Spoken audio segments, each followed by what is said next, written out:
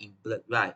So today we will continue about the oxygen dissociation curve, Bohr effect, and also the breathing mechanism only. So the next week we will finish up the chapter. This chapter, that we next week we will learn about the gaseous exchange in plant lah.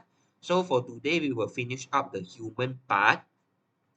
Okay, so today we will firstly we will go to the oxygen dissociation curve. Okay, so actually what is the oxygen dissociation curve? What does it mean? What it tell you? Why you want to learn this? Okay, so if you see this term oxygen dissociation. So if you see this term, what is mean by dissociation?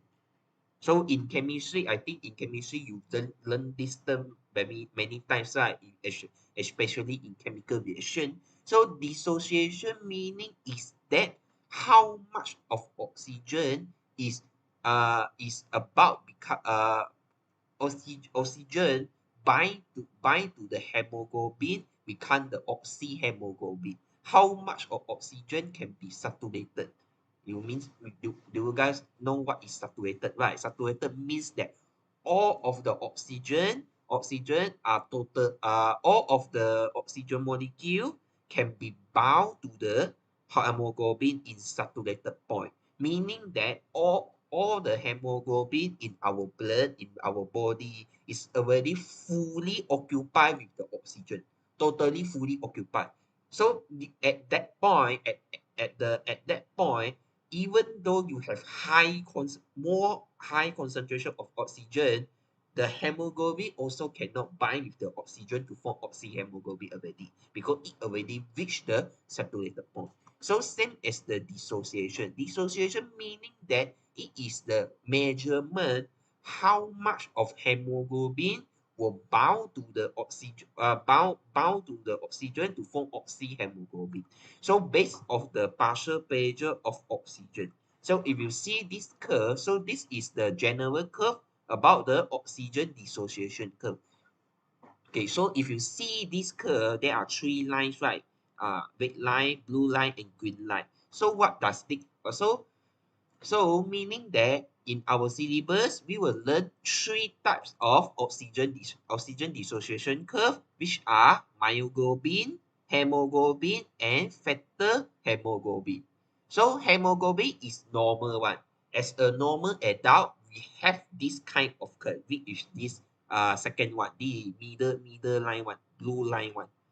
And then we have also red line one, which is known as myoglobin. Later we will see it. What is myoglobin?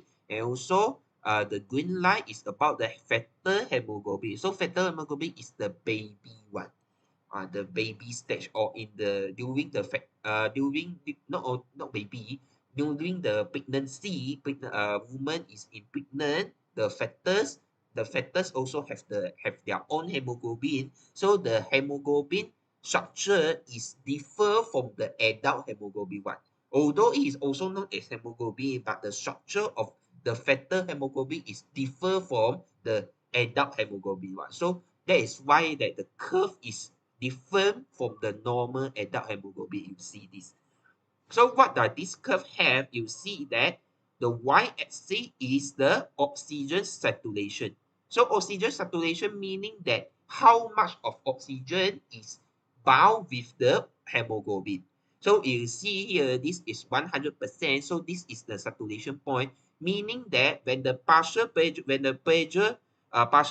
of oxygen reach the saturation point, at this point is horizontal, meaning even though your oxygen is very high, your oxygen concentration is very high, you see here, more than 80 or 90 like that, even though your oxygen pressure is more than 90 and or even more than 100, your oxygen saturation point is already fixed already. So if you see this curve, the curve shape is totally different. If you see here, myoglobin is easily reach oxygen saturation point one compared to the other two. You will see here. Awak boleh tengok dia macam dia macam vertical one. If you see here, you see this blue one hemoglobin is dia macam ada curve sikit, right? The curve or have the curve and have the curve yet. But for the myoglobin, the curve you see here is totally vertical. Totally vertical and easily reach the saturation point compared to hemoglobin. So what does it mean? You need to explain this curve. Dia bagi awak makna apa? Why it look like this? And also you need to pembezaan mereka. Differentiate them. Why they look like this? Why they show this kind of curve? And what does this curve tell you? Okay, so firstly, we will learn about the normal one, which is the oxygen dissociation curve of hemoglobin. The normal hemoglobin, like as me and you, me and you, all of everyone have this kind of hemoglobin structure, hemoglobin curve. So if you see this, actually same as what you see here. This one just more detail, more detail. So what does it tell me? So normally it's the relationship between the partial pressure of oxygen and percent saturation of hemoglobin lah. What I mean lah. So the S-axis is about the partial pressure of oxygen. So the unit is we are using the mmHg. Tor is the American unit. Uh, is the American unit. So in British, for we are using mmHg. So when exam want you to draw the illustrate to sketch the curve anyway, so your axis is should be mmHg lah. Not recommend you write Tor. Also correct. You want to write Tor, actually is correct, but Tor is in American style. American style. And also the saturation point, the y-axis is about the saturation. So normally it's percentage. You can write this percentage. 0% until 100%. Okay.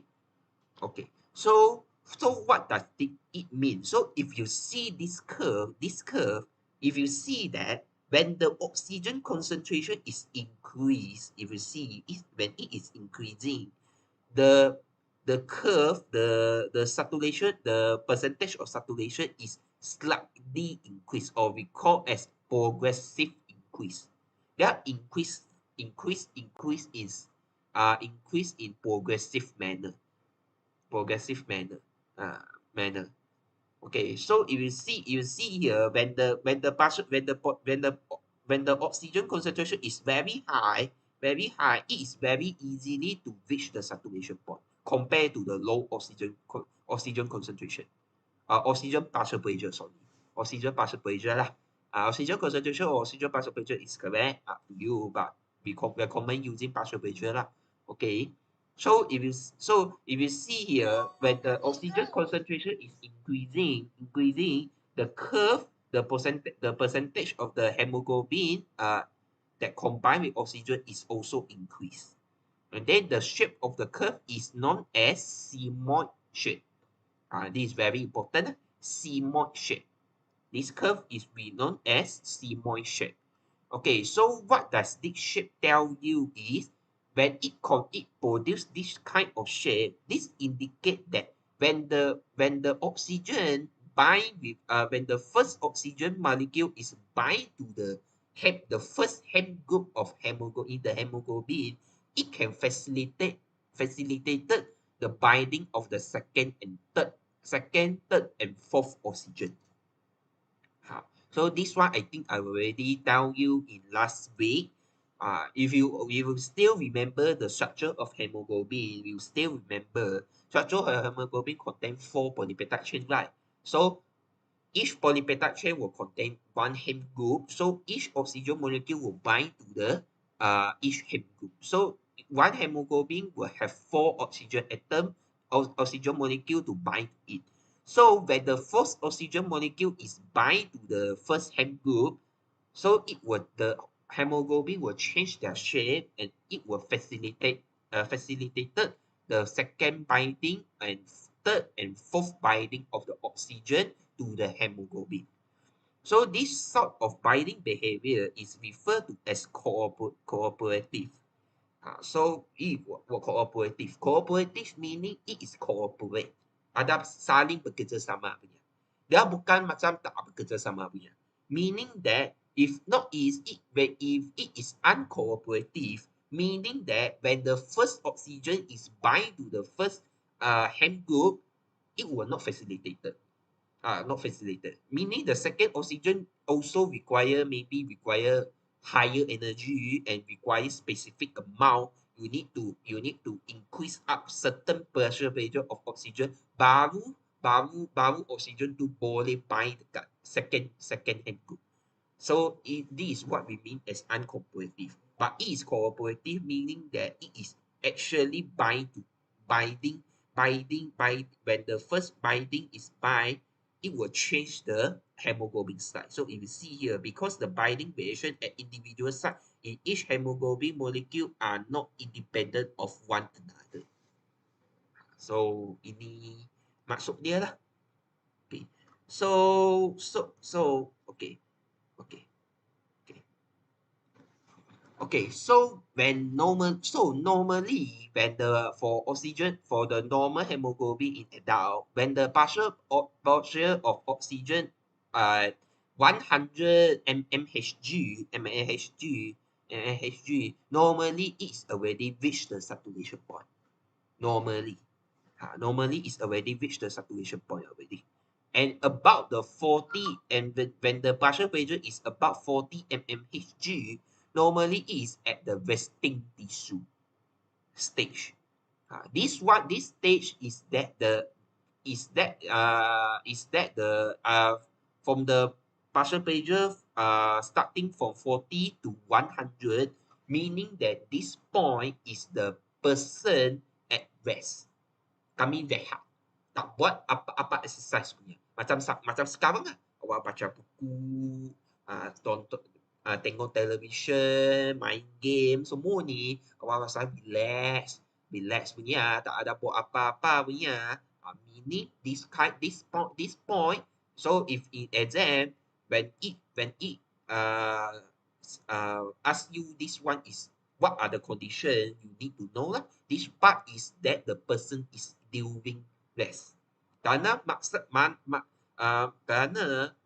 ni many oxygen is bind to the binding oxygen is bound to the hemoglobin. So the hemoglobin is have the enough oxygen at all. Have the enough oxygen. So this time the person is at the best one. Ada hemoglobin yang cukup lah. Okay. Okay. And then if you see here, the at the very low part, at the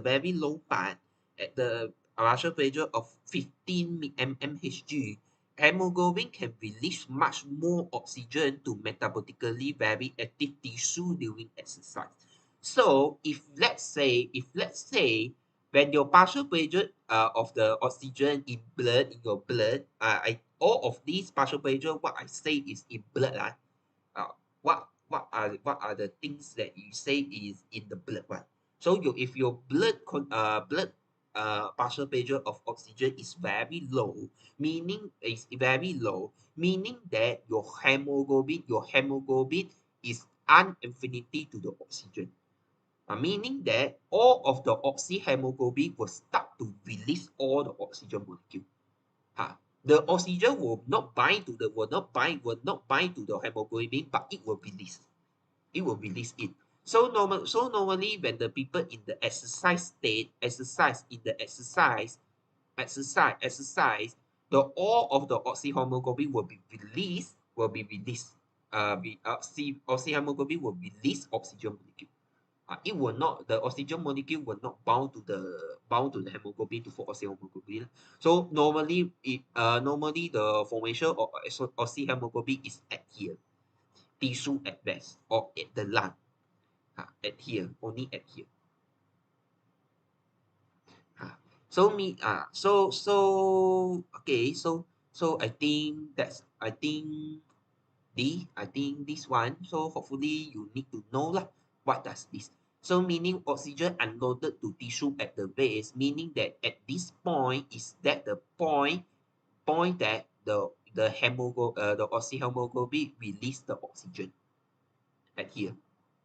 Because because at here at this kind of point, the oxygen concentration is cukup, memang cukup.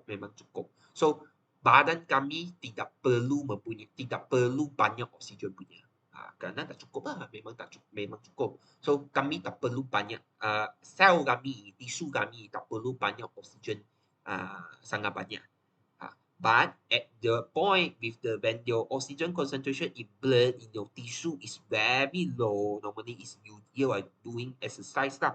So when you awak buat activities senaman like badminton, swimming, jogging, or anywhere when you do exercise, your partial pressure of oxygen in blood is very low because your tissue, your cells are need oksigen. Dia memerlukan oksigen yang sangat banyak. So at this time, all of the oxyhemoglobin will release out all the oxygen molecule. So at this point, your hemoglobin saturation point is very low. So you need to know the graph lah. Okay. Okay, so that's all for hemoglobin oxygen dissociation curve. So I need to see any question or not. Okay. No question. Okay.